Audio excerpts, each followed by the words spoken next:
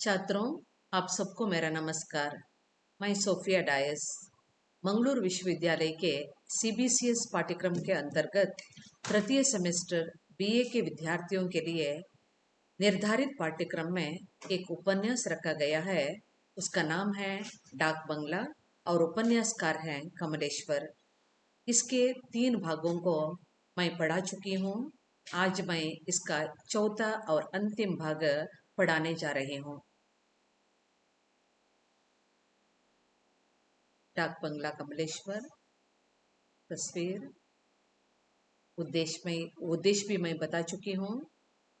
परिणाम first class में बता चुकी हूँ। कमलेश्वर की तस्वीर। पुनरावलोकन। तो पिछले 3 क्लास में या 3 भागों में हम जो पढ़ चुके हैं उसे फिर से मैं बताना चाहती हूँ संक्षिप्त में।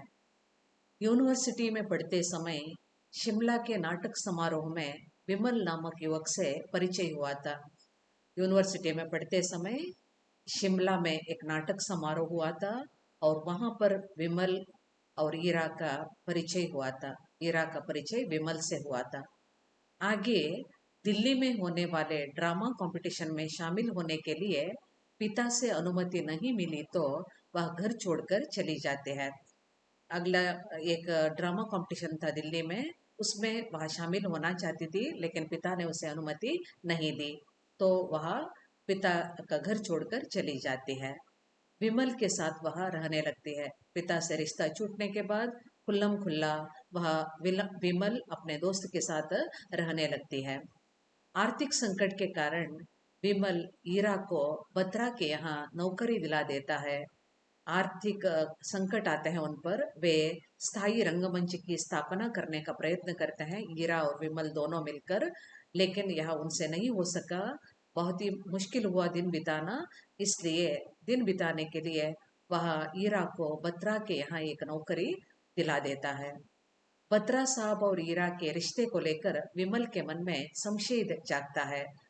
दिन के समय ईरा बत्रा साहब के घर में ही रहती थी। उनके यहाँ फ़ोन कॉल अटेंड करना, उनका लिस्ट बत्रा साहब को देना, यही उनका काम था।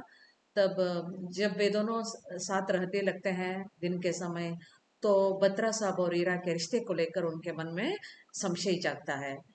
वह घर छोड़कर बम्बई जाता है। वह बहुत ही निराश होता है और इस अवस्था में वह बम्बई जाता है और बम्बई जाने के बाद वह खत लिखता है कि वह ईरा को लेने के लिए आएगा, लेकिन वह नहीं आया।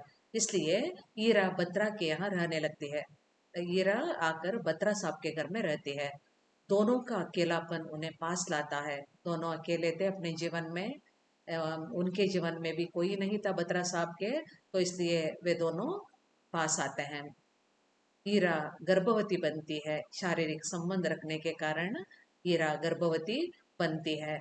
वह बच्चे की माँ भी बनना चाहती है, लेकिन बत्रा साहब ऐसा नहीं चाहते थे।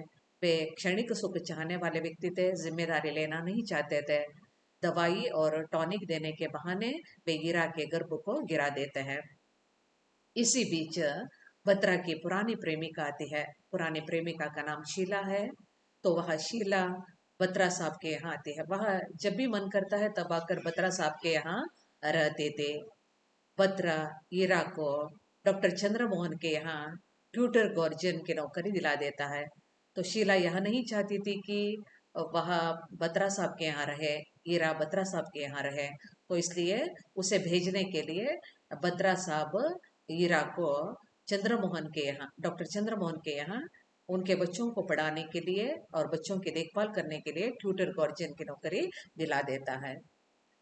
कुछ ही दिनों में डॉक्टर आसाम के डिब्रूगढ़ अपने बच्चों और ईरा के साथ जाता है। डॉक्टर ईरा से विवाह कर लेता है। डिब्रूगढ़ जाता है और ईरा से शादी भी कर लेता है। वह तीसरा पुरुष है उसके जीवन में। विमल आया था, उसे छोड़कर मुंबई चला गया। बत्रा आया, बत्रा ने भी उसे आधे रास्ते पर छोड़ दिया। और तीसरा व्यक्ति अब आया है डॉक्टर चंद्रमोहन, वह उससे शादी कर लेता है। ईरा डॉक्टर की विकृत चेष्टा सहन करने की सीमा पार कर जाती है। डॉक्टर उसके साथ विकृत चेष्टा करता है। जब वह बातें करता है तो उसके मुंह से लार टपकता है, ये सब उसे देखना अच्छा नहीं लगता, लेकिन बर्दाश्त करके उसके साथ रहती है। तो एक दिन इसे बर्दाश्त करना उसको बहुत ही मुश्किल हो जाता है, तो वह अपनी सहेली दमयंती के पास नागपुर लौट जाती है। अभी एक सप्ताह बीता था कि असम में डॉक्टर को गोली लगने से घायल होने का समाचार मिलता है। एक हफ्ता मात्र बीता था, तभी असम में डॉक्टर को गोली लगने और घायल होने की खबर उसे मिलती है। ईरा उसे देखने के लिए जाती है। वह मर जाता है, ईरा से बोले बिना ही वह मर जाता है। वह ईरा से बोलना चाहता था मरने से पहले, लेकिन बोल नहीं सका। डॉक्टर मरते समय 25,000 ईरा के नाम छोड़ गया था, लेकिन एक अच्छा, बहुत अच्छा बड़ा उपकार उन्होंने किया था। ईरा के नाम वह 25,000 छोड़ गया था। उसके बाद वह अलग अलग काम करते थे, अलग अलग उन्होंने काम किए, रिसेप्शनिस्ट, सेल्स गर्ल आदि काम किए, लेकिन कहीं वहां टिक नहीं पाती, इसलिए कश्मीर घूमने जाते हैं। उपन्यास आगे बढ़ाती हूँ। कश्मीर घूम फिरने के बाद लौटने लगती है तो ईरा पहलगाम के पास आड़ू नामक जगह पर डाक बंगले में कुछ दिन रहना चाहते हैं। तो मैं पहले भी बता चुकी हूँ, ईरा अपने जीवन की दुखद कहानी को तिलक नामक एक व्यक्ति से कहती है। तिलक का परिचय उसको वहीं पर हुआ था, कश्मीर में, जब वह बहुत ही परेशान होकर कश्मीर घूमने गई थी। तब तिलक भी वहां पर घूमने आया था। वे एक ही डाक बंगले में रहे थे और घोड़े वाले ममदू के मार्गदर्शन पर वे घूमने के लिए गए। एक दिन रात के अंधकार में वह उसे उठाकर, तिलक को उठाकर अपने जीवन की कहानी कहती है। तो कश्मीर घूमने के बाद लौटने लगती है तो ईरा पहलगाम के पास आड़ू नामक जगह पर डाक बंगले में कुछ दिन रहना चाहती है। वहीं पर उसे सहेली से समाचार मिलता है कि विमल लौट आया है। जब वहां पर वह रहती है, तब उसे अपनी सहेली दमयंती से समाचार मिलता है कि विमल वापस आया है। विमल उसके जीवन में आया हुआ पहला पुरुष, वह उसे छोड़कर बंबई गया था। अब उसकी सहेली से समाचार मिलता है कि विमल लौट आया है बहुत सालों के बाद। क्रांतिकारियों से मिला विमल जेल चला गया था। 12 वर्ष की सजा काटकर बाहर आया तो बहुत सारे रोगों के साथ निकला था। 12 साल जेल में रह गया था। क्रांतिकारियों से वहां मिला था तो जेल में उसे बंद कर दिया गया था। 12 साल की सजा बीत जाने के बाद जब वह घर आया तो अनेक रोगों से वह ग्रस्त था। खांसी उसे खाई जा रही थी, खांसी बहुत आ रही थी। वह तपेदिक रोग से पीड़ित था, क्षय रोग से वह पीड़ित था। ईरा उसे जबरदस्ती दिल्ली इलाज के लिए ले चलती है। बीमार विमल जब वापस आता है तो ईरा उसे दिल्ली इलाज के लिए ले जाती है। वह जाना नहीं चाहता है, लेकिन जबरदस्ती ईरा उसे ले जाती है। अब उसके जीवन में कोई दूसरा व्यक्ति नहीं है। बत्रा साहब ने भी उसे छोड़ दिया। डॉक्टर चंद्रमोहन मर गए। अभी पहला पुरुष विमल जो वापस आया है, उसे वहां दिल्ली इलाज के लिए ले चलती है। अपनी ओर से उसे बचाने के सारे प्रयत्न करती है। अब भी वह उसे प्यार करती है ईरा। वह अपनी ओर से उसे बचाने का भरसक प्रयत्न करती है, बहुत प्रयत्न करती है। पर कभी आशा, कभी निराशा के झूले में बैठा विमल अस्पताल में ही अपनी आंखें मूंद लेता है। तो अस्पताल में ही विमल, दिल्ली के अस्पताल में विमल आखिरी सांस लेता है, वह मर जाता है। ईरा फिर से अकेली हो गई थी। ईरा फिर अकेली हो जाती है। अपनी पूरी कहानी ईरा ने इस तरह तिलक को सुना दिया था। तो इस तरह ईरा ने अपनी अपने जीवन की दुखद कहानी तिलक नामक व्यक्ति से कहा, जो उसे कश्मीर घूमने के लिए जब वह गई थी वहां मिला था। ईरा ने और किसी से अपनी जिंदगी के सत्य को बताने का प्रयत्न नहीं किया था, और किसी से भी उन्होंने यह अपने जीवन की कहानी, अपने जीवन का सत्य बताने का प्रयत्न नहीं किया था। वही पहला पुरुष, पहला व्यक्ति था तिलक, जिससे उन्होंने अपने जीवन की दुखद कहानी कही थी। इतना सब कुछ जानते हुए भी तिलक हीरा से विवाह करना चाहता है। तिलक को मालूम हो गया है कि हीरा के जीवन में तीन तीन पुरुष आए थे, लेकिन इसके बावजूद भी हीरा के सौंदर्य से तिलक आकर्षित हो जाता है और उससे विवाह करना चाहता है।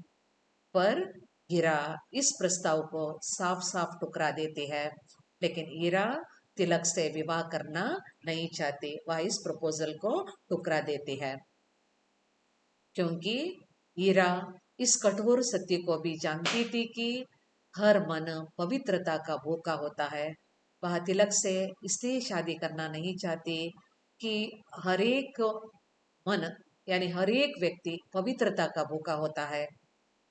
अगर तिलक ने उससे विवाह कर भी लिया, भविष्य में किसी दिन पुरानी यादें पलटने पर दोनों की जिंदगी बर्बाद हो सकते थे। आज तिलक उसका सौंदर्य देखकर, उसकी राम कहानी सुनकर उससे शादी करना चाहता है, लेकिन फिर कभी भविष्य में उसे हीरा के जीवन की ये कहानी याद आई तो उन दोनों की जिंदगी बर्बाद होने की संभावना है, क्योंकि मानव का मन पवित्रता का भूखा रहता है।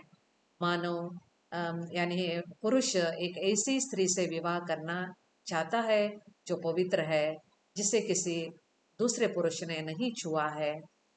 तो इसलिए हीरा डर जाती है और तिलक के प्रस्ताव रखने पर भी वह मना करती है कि वह उससे शादी नहीं कर सकते।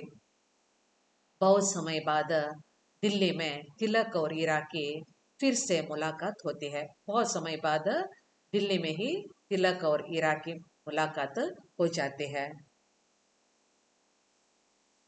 वह चंडीगढ़ में नई नौकरी करने की अपनी इच्छा प्रकट करती है। हीरा तिलक से कहती है कि मैं चंडीगढ़ जाना चाहती हूँ, वहां जाकर नई नौकरी करना चाहती हूँ। जब वह चंडीगढ़ जाने लगती है तो तिलक उससे गाड़ी पर बिठा कर आता है। तो चंडीगढ़ वहां जाती है तो तिलक उसे गाड़ी पर बिठा कर वापस आता है। तिलक से विदा होकर हीरा चली जाती है। तिलक से अलग होकर उसे विदा लेकर हीरा चंडीगढ़ चली जाती है। यहीं पर कथानक समाप्त हो जाता है।